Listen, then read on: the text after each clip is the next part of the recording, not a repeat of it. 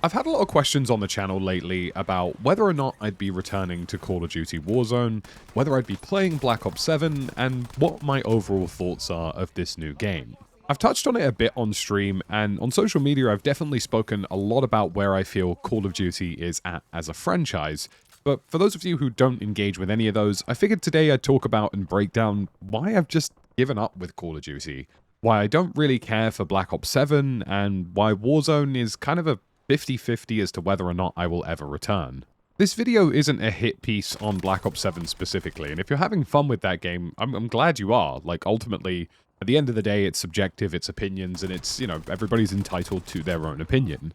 But to dispel a conversation I've seen a lot online, this isn't something that's just come about. I've been talking about a lot of the shortfalls with Warzone and with Call of Duty for the last few years now, and now that there has been multiple new games that have come out that have been worth making new content on, I've been able to pivot away from Warzone and try different things and enjoy them. Battlefield, Arc Raiders, you've seen us play Arma Reforger throughout the year, and it's just a simple basis of this was something that was good and is no longer very good, and here are lots of new things that are very good that I'm having lots of fun with. And I've seen a lot of opinions online and some very clearly sharp-edged comments from people being like, oh, well, you only played Battlefield and Ark because you got sponsored by them, or, you took so-and-so's money and now you hate Call of Duty all of a sudden. It's like, well, no. I just had some new games that came around that I actually enjoy playing. Yes, some of those companies did decide to do sponsored content with me, but it's just that I actually enjoy playing those, and I didn't enjoy playing Warzone, which is why we were doing as much as we could to stay away from it and play different titles like Arma Reforger. There seems to be this sort of general discourse on the internet right now that if you enjoy one thing and say that you dislike something else, you must be paid off in order to say that. Or, that you can't dislike one thing and like another, or you can't like multiple things, and that's not what this video is at all. I don't care if you guys are enjoying Black Ops 7, I don't care if you're enjoying Ark, play what you want to play and enjoy what you want to enjoy, and if you find something enjoyable, spend your money on it. This is simply an explainer for the number of people who have been flooding my comment sections and messages with conversations about why I haven't returned. So let's get down into the details. The first one for me with Call of Duty has simply just been the anti-cheat. Ricochet anti-cheat is not good enough, and I don't think it ever will be good enough, and I think the underlying attempts to bolt an anti-cheat to the side of this game has been completely unsuccessful. Now, with the release of Black Ops 7 and the integration into Warzone, they are requiring things like secure boot, which is a step in the right direction, and the more hurdles that they add to the anti-cheat, the more effective it will be. But at a very basic fundamental level, Ricochet anti-cheat was bolted onto the side of Warzone partway through its life cycle and wasn't designed from the ground up, and at that point it basically is just completely ineffective. Now, I've played probably 250 to 300 hours of Battlefield 6 now. I've encountered maybe 3 cheaters, all 3 of them have been permanently banned, and it's not something that I have to deal with often. Throughout my time in Call of Duty Warzone, it got to a point where it was genuinely surprised if there wasn't a cheater in one of my lobbies. It was effectively a near every single day thing, it was nearly every other game or every game, and it basically just ruined and soured the experience. I would be live for 6 hours in a day, and it would not be uncommon for all of that 6 hours to be marred by some kind of cheating. And that is just the state of the game. Now, of course, they've released another blog saying they're doing this, they're adding that, they're requiring secure boot, and things should change.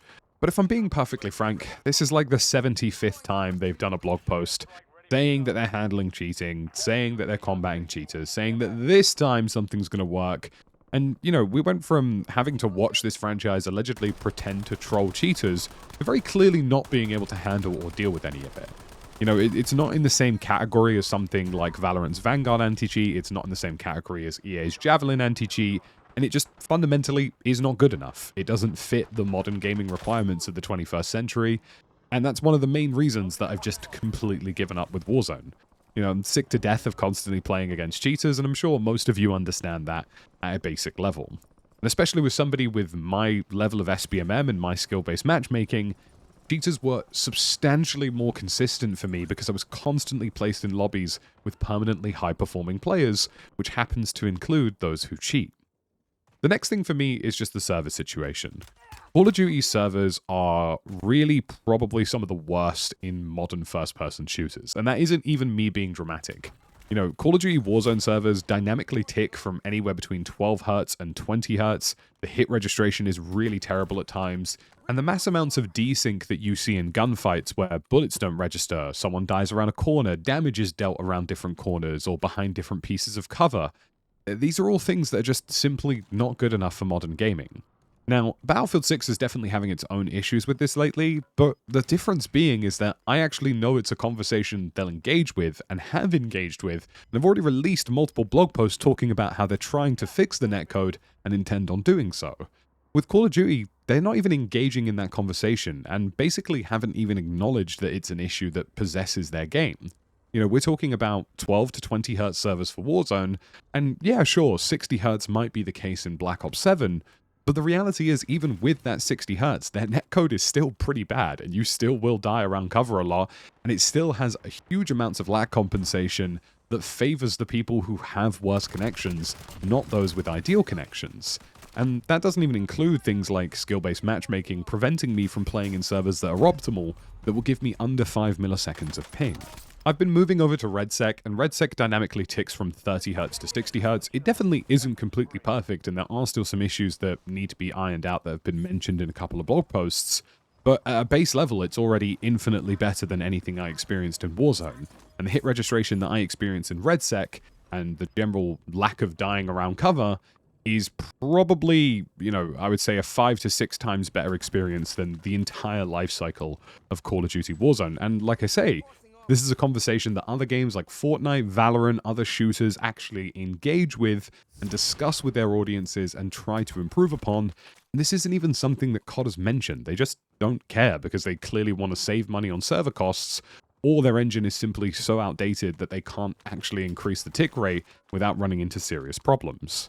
The next thing is content. Now, ultimately, Call of Duty is pretty king for content in most departments, but if I'm being entirely honest, it also isn't.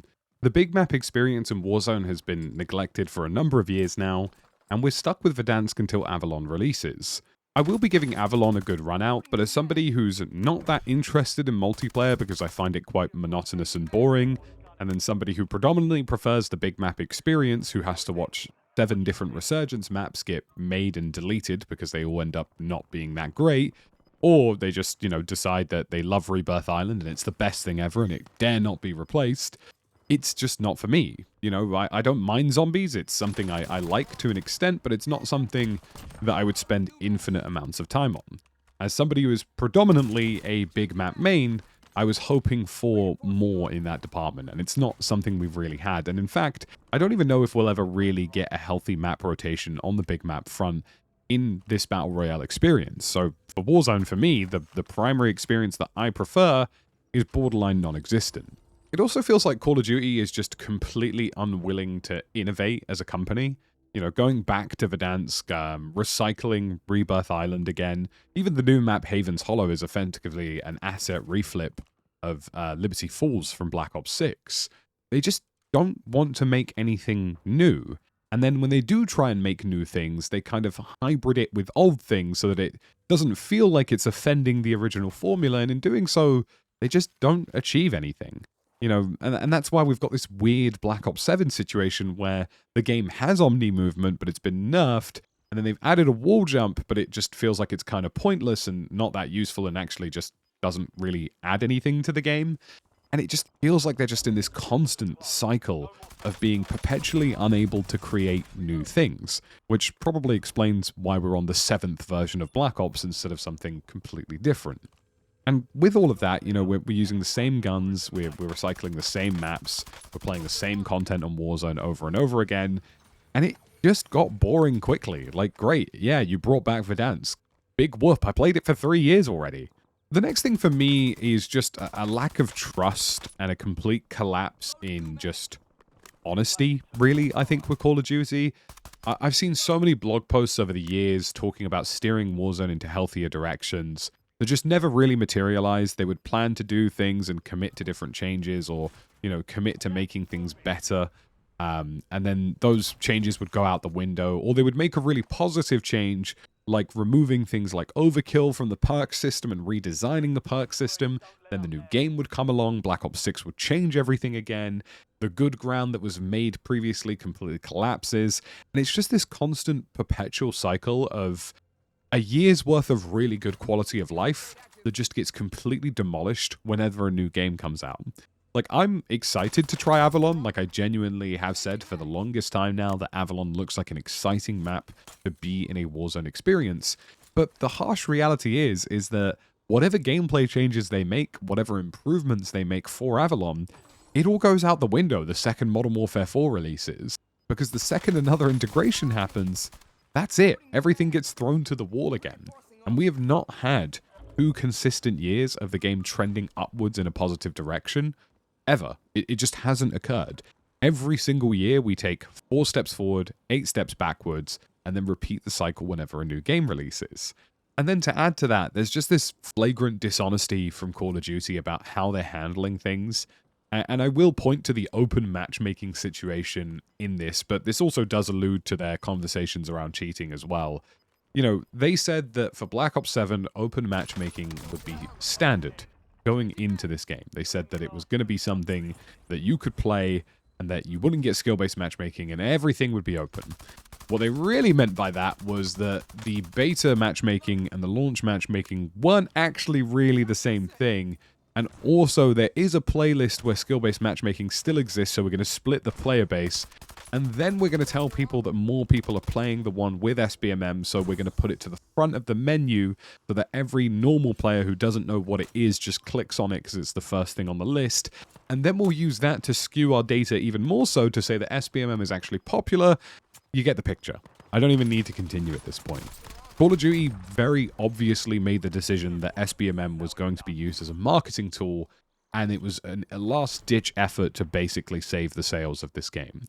You know, Black Ops 7 has probably not sold badly, but I would hazard to guess that it's probably sold worse than Call of Duty Vanguard. It didn't break into the top search results on Google Trends at all in the entirety of 2025, despite, you know, Battlefield 6 and Arc Raiders doing that. It did not sell well on PC in any department. Game Pass prices have also gone up at the same time that they've announced Black Ops 7 being a thing, and people clearly aren't resubscribing, and there was a whole train of people canceling that. And to me, you know, it's very obvious at this point that essentially that ecosystem has collapsed. It's probably the lowest selling COD since Vanguard. It might actually sell less than Vanguard, and they clearly used skill-based matchmaking as a marketing tool to try and bump up player engagement and sales. And they weren't honest about it. You know, they've already split their player base by offering 2 separate playlists that clearly include it and don't include it, and now they're skewing the data even more so by moving it to the front playlist that is the first thing you click on, and they're calling it standard as well, which is clearly going to confuse people who don't engage in these online conversations. And it's so anti-consumer, it's so backward, and it isn't the first time Call of Duty has done this. You know, the reality is that multiple different times, whenever Call of Duty drops something or changes something, it feels like we have to drag them through glass to get it done. You know, changing SBMM at all felt like they were forced to do it. You know, changing how the game works fundamentally or how things play is only something they ever do when they feel like their bottom line is threatened, and the only reason we even got opening matchmaking in the first place was because Battlefield 6 existed. And even then, at this point, they're finding any possible wiggle room to walk it backwards. And, you know, how are you meant to install faith in any kind of community when you're not being honest about the nature of cheating in the game, you're not being honest with how you're handling it, you're not being honest with your matchmaking? You know, it's just constant at this point. You know, I can't count how many times as a content creator I've read 16 blogs about them fixing cheating, or, you know, read 14 blogs about how they're improving Warzone, and none of those things ever actually materialize. So between that and the fairly brazenness to throw around open matchmaking and clearly not mean to do it, you know, it just adds to this overarching fatigue, which is why so many people watching this video right now have not purchased that game. I have played 2 hours of Black Ops 7, and I got given the code for free, and I just genuinely felt nothing for it. The next thing for me is the introduction of Warzone Casual. I really do feel as though Warzone Casual, to me, represented the death of Call of Duty in terms of Warzone, and in terms of that category. And this isn't a dig at casual players. And I need you guys to stick with me in this conversation, because Warzone casual isn't inherently a bad idea, but I think it very much emphasizes what's gone wrong with Warzone in the first place. The core basis of Warzone became this ultra sweaty experience that was absolutely hammered by skill-based matchmaking, that meant that even if you were playing regular Warzone or ranked, the experiences weren't radically different. For me, base Warzone always should have been limited time modes. It should have been fun. It should have been wacky playlists. It should have been things like totally normal battle royale that constantly got cycled in to give you fresh, different takes on that core fundamental formula, with less emphasis on skill and more emphasis on having fun. And then you have ranked play on the flip side of that for those of us who wanted a more balanced ranked experience. Instead, Call of Duty is now split into an avenue of, here is casual with bots because we don't know how to have fun. Here is base Call of Duty Warzone, which is basically ranked without the ranks. And here's ranked. And if you want to play ranked, good luck, you can't because it's riddled with cheaters. So you can play regular Warzone, which now has its matchmaking completely depleted because everybody's playing against bots because they don't want to play against cheaters. So, you know, I could write an entire article about how the data skew for this has gone entirely wrong and how Warzone Casual is ultimately a actual resentment towards skill-based matchmaking. It's a resentment towards cheating. It's a resentment towards the atmosphere that Call of Duty itself has built, as opposed to being something people actually wanted. But Call of Duty don't acknowledge that, which is why they made 95 different versions of Shipment. Because rather than Call of Duty acknowledging in their head during Modern Warfare 3 that people resented their leveling system, which is why they played Shipment, they said, no, people must love Shipment, let's make 6 of them. And that's the ultimate flaw of data-driven studios like Call of Duty that fail to recognize their own failures when seeing the data. The concept of casual royale is just a complete opposite of what a battle royale is. The whole point of a battle royale is higher stakes. It's about, you know, the experience of being the last alive, and that is literally the fundamental philosophy of why that is fun. The next one for me is very content creator and streamer specific, but honestly, it's just something that I feel I have to mention in this video because it is just something that fundamentally was why I dropped this game. For about a period of 2 to 3 months, I was getting pretty much constantly stream sniped in Call of Duty Warzone, predominantly because my matchmaking would take anywhere between 5 to 20 minutes, depending on the mode. Sometimes it would be less in quads and trios if I was lucky, but even then, you know, it's not that difficult to figure out what lobby I'm in. And, you know, I had streamer mode, I was hiding my screen whilst matchmaking, I was doing everything I could, delaying matchmaking, staggering matchmaking, in order to deal with this, but the reality is that there was just no effort on Call of Duty's behalf. You know, for streamers, for the most part, if I get stream sniped in pretty much every other game that I play, Battlefield, you know, if I was in Valorant, for example, or Rainbow Six, I could send those usernames across and they would go, yep, that's a violation of our TOS, we would instantly ban them. And that is the case for most games I play as a content creator, who protect content creators from being specifically harassed, because stream sniping is against terms of service. And to make matters worse, 99% of the people stream sniping me were cheating. They were just rage hacking in the game, so not only were they ruining my experience, they were ruining the experience of everybody else in the lobby. And the answer I got from Call of Duty, to be perfectly frank with you, was add a stream delay, which is just not anything any streamer ever does, and is so far dejected from the reality of content creation. And it's so backward. It's such a backward thinking. You know, we're talking about a company that is millions of dollars backed by Microsoft. You know, the ability for them to have a pipeline to handle it, they clearly could. And also in my experience, if I'm being perfectly flagrantly honest, it feels as though because I'm a European content creator and not a North American content creator, that quite frankly, it does not matter what happens to me. Like, they don't care about their European creators or their audiences. You know, I could be live to 1,500, 2,000 people, and you know, I've had this happen. I've had a stream where I'm collectively live to 2,000 people on the Twitch front page, maybe even 4,000 people, and I'm getting stream sniped for 6 hours, and it's just like, great, this is a really good advertisement for this product. And that's not even asking for special treatment. The reality is I'm just asking them to enforce the rules that already exist in their own game. And the final part for me is just Black Ops 7's not really for me. I play Black Ops 7. It's a less fluid version of Black Ops 6. The Omni movement isn't as interesting. The wall jump just feels like an unnecessary gimmick. And they're ultimately just throwing lots of content at it as a result to basically hide the fact that the gameplay is essentially the same thing for 2 years in a row. And it just doesn't really appeal to me. And I really do feel as though COD just needs an injection of fun. At the moment, every single mode is just some kind of grind.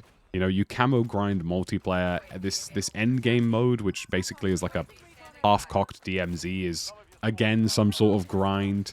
The campaign, we need not mention at this point. Like, there isn't fun happening really anywhere, if I'm being perfectly frank. It's multiplayer that they're relying on that for, and it just doesn't seem that fantastic. Like, it's just, you know, it is what it is. You know, it's multiplayer. And if you don't like COD multiplayer, or you just find it a little bit monotonous after a bit of time like me, that's all they got in the tank this year, and it's really just not a lot.